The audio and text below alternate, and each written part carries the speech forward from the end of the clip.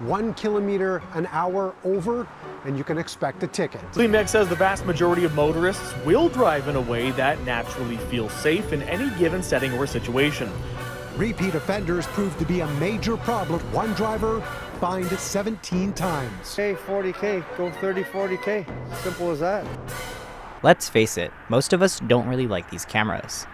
Yet they've been a proven way to get more people to drive the speed limit. So is the solution to keep building these? Or is there something else? A recent study from the Canadian Automotive Association found that 88% of Canadians are concerned about speeding. But if we take a look at the speeds that people drive, a whole lot of people tend to drive over the speed limit. You only need to visit a road with a speed display board to see how commonplace this is. Here on Walkley Road in Ottawa, you can see this counter go up to 70 kilometers an hour in a 50 km/h zone. The city even identified this, with the 85th percentile racing up to 77 km/h. This may seem like a small number, but we know that the likelihood of a fatal crash with a pedestrian or cyclist increases drastically with vehicle speed. Vehicle speeds of 40 km/h have a 25% risk for severe injury to pedestrians. If we increase the speed by just 10 km/h, it doubles the risk. This data was also collected in 2008, before oversized SUVs and light trucks dominated the market, which have a higher rate of pedestrian fatalities. Results suggest that children are 8 times as likely to die when struck by an SUV compared to those struck by a passenger car. Using linear interpolation, we can approximate the chance of a severe injury based on the same speed study completed by the city from earlier, with some cases exceeding 80%, 30% higher than the posted speed limit. We know that people aren't speeding because they want to put people's lives in danger. The speeding is mostly done subconsciously. And the most influential factor that influences motorists to speed is the road itself.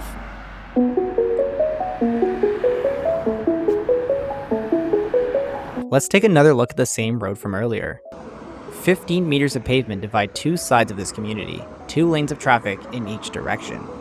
On top of just being unpleasant, it's one of the key factors responsible for high rates of speeding on this road.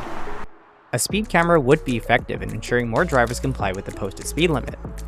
But clearly people don't seem to like those. I'm here in Brampton for this week's What's Driving You Wild, and for a lot of folks, it's the automated speed enforcement systems popping up all around the GTA. So we know that the width of the road itself is the biggest factor when it comes to speeding. For starters, the width of the lane itself invites higher speeds.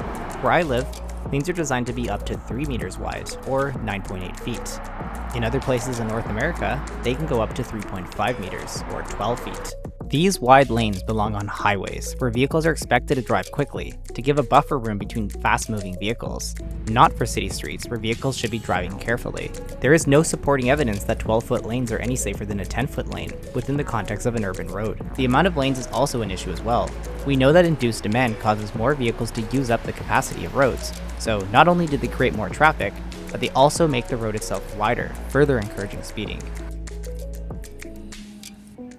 Let's go back to the road we looked at earlier. Walkley Road has had many complaints from residents about speeding, and the city has planned to make changes. Well, you black out lane lines 1 and 3, and a 4-lane highway becomes a 2-lane comfort cruise. Well, not exactly. What this means is converting a 4-lane road into a 3-lane road, one direction going each way, plus a center turn lane. The leftover space is being allocated as 2 curbside bike lanes. This type of change is called a 2-lane comfort cruise. road diet. And it's not new. It's been successfully used in other municipalities across North America, and can be implemented without having to do any expensive repaving, as most of the changes simply involve restriping the road. These changes started with a pilot program 2 years ago using cones and other temporary measures, and the results were promising. The city followed up with designs for the road, shared them with the community, and changes are planned to be done next year. Later, when the road is up for renewal, the changes can be made permanent, like moving the bike lanes up onto the curb and improving the streetscape for everyone.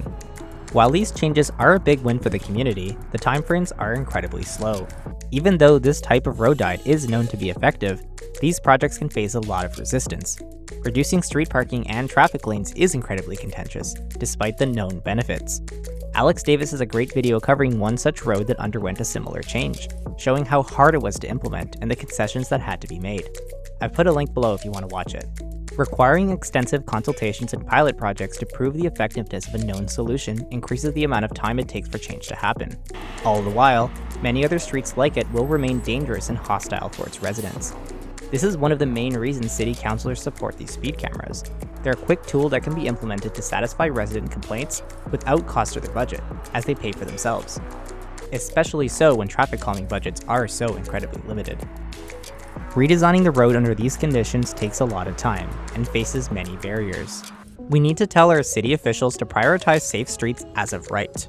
Implementing road diets and other traffic calming measures should be properly funded and barriers to their completion broken down. We know that they're effective and how to implement them quickly and cheaply, but what we lack is the will. We either need to embrace and accept speed cameras on all dangerous roads, or support traffic calming measures as of right. Because the alternative is letting more people die on our roads, and that's not an option.